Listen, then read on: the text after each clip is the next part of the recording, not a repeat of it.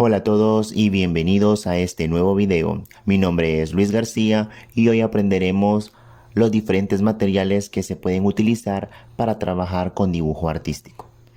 En el mercado existen diferentes tipos de materiales que podemos implementar en el dibujo artístico. Sin embargo, muchas veces nos preguntamos con cuál podemos empezar o cuáles existen. El primero que existe o el primero que es el que se utiliza más es el que conocemos como grafito. ¿Y cuál es el grafito? Se preguntarán ustedes. Pues simplemente son los lápices normales que le decimos. Sin embargo, acá si ustedes se dan cuenta dice 2HB o simplemente son HB. A esos lápices se les conoce de esa forma y son los que comúnmente utilizamos para escribir.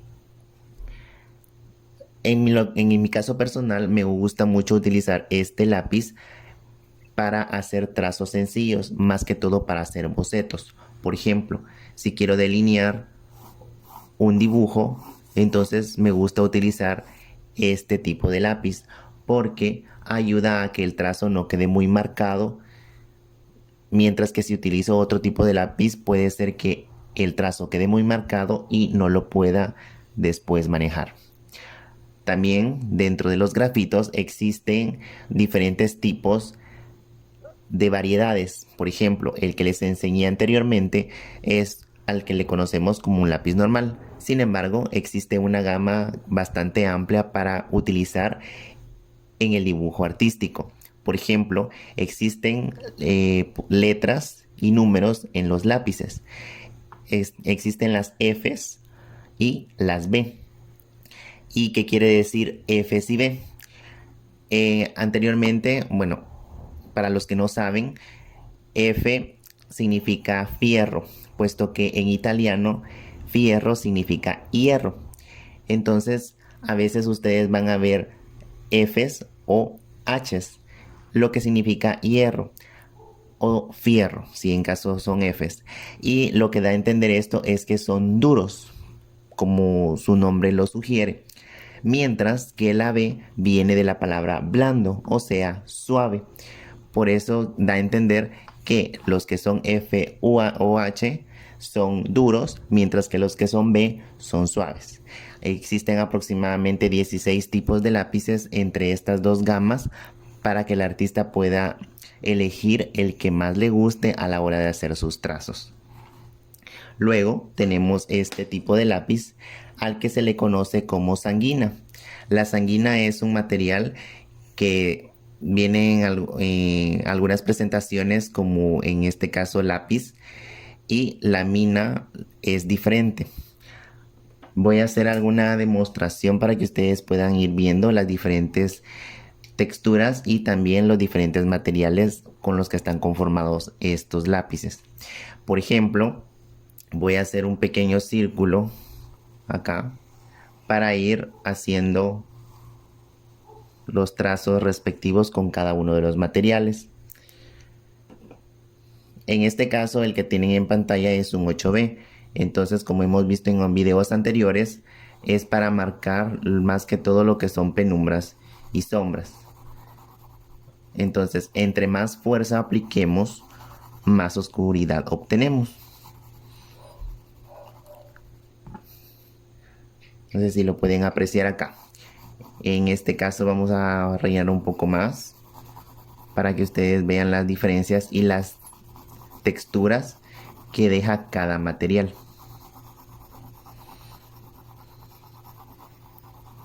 Vamos a hacerlo de forma rápida, solo como demostración. En este caso, ahora voy a aplicar un poco de sanguina. La diferencia también con la sanguina es que, por así decirlo, tiene o hay diferentes presentaciones con colores. Por ejemplo, la que tenemos en pantalla es tierra de siena, o sea, también conocido como café. También existe la sanguina negra y la sanguina de color blanco. Las texturas son un poco diferentes, puesto que los materiales que las conforman son también diferentes. Bien, ahora acá en pantalla tengo lo que se les conoce como minas. Estas minas es un tipo de grafito, solo que la diferencia con, en este caso con un 8B, es que estas minas son más compactas y su trazo es más estético, se ve de mejor forma. Acá solo tengo una pequeña porción, ya que las minas de este tipo tienden a quebrarse fácilmente. Entonces, si las van a utilizar, tienen que tener mucho cuidado. Voy a hacer un poco de textura. De hecho, el trazo cuando ustedes lo utilizan es incluso más suave que si utilizan un lápiz 8B.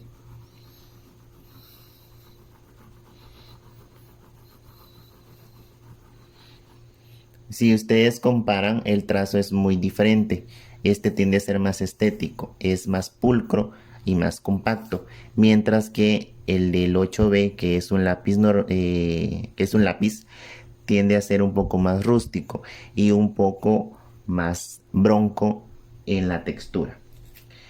También tenemos acá en pantalla lo que conocemos como tinta china. Esta también se puede utilizar en la técnica del claroscuro en dibujo artístico, pero también se pueden utilizar para otras técnicas como dentro de lo que es acuarela en la rama del gouache o de la aguada. Eso lo vamos a ver en otros videos. Vamos a hacer una pequeña demostración para que ustedes puedan ver cómo es que funciona en este caso lo que es la tinta china. Tengo acá un pincel, este es un pincel plano. Pueden usar, por ejemplo, si van a usar tinta china, pueden usar un plano o un redondo, depende la necesidad de, de su trabajo. Bien, solo vamos a hacer un pequeño trazo para que ustedes se den cuenta cómo actúa la tinta china. Entonces lo vamos a ir degradando un poco hacia abajo, solo para que ustedes vean cómo es. La diferencia con la tinta china con cualquier otra técnica, como por ejemplo el acrílico, el óleo u otra, es que es más acuosa, es más, por así decirlo, más aguada. Se parece un poco en textura a la acuarela, pues por el tipo de consistencia que es. También dentro de el dibujo artístico podemos utilizar la técnica del rapidógrafo, que esa también lo vamos a ver más adelante para que ustedes puedan ir aprendiendo las diferentes técnicas que existen en el dibujo artístico. Entre las gamas de lápices que les mencioné anteriormente existen diferentes marcas. Hay ciertas marcas que en mi caso no me gusta utilizar, puesto que sus lápices son muy duros a pesar de que son 8B.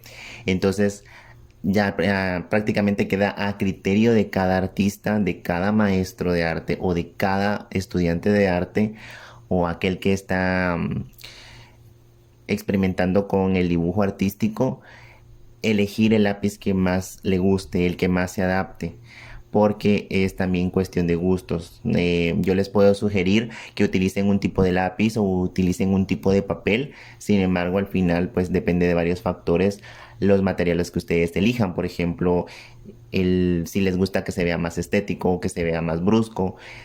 También la economía, porque algunos materiales son un poco más elevado su costo que otros. Entonces, todos estos factores dependen mucho para poder utilizarlos. Entonces, les voy a dejar arriba el link para que ustedes puedan ingresar al video para poder mejorar los trazos del dibujo artístico con diferentes ejercicios.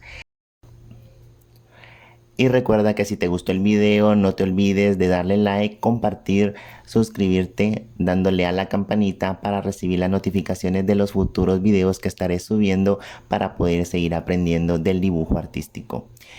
Entonces, nos vemos en otra ocasión. Adiós.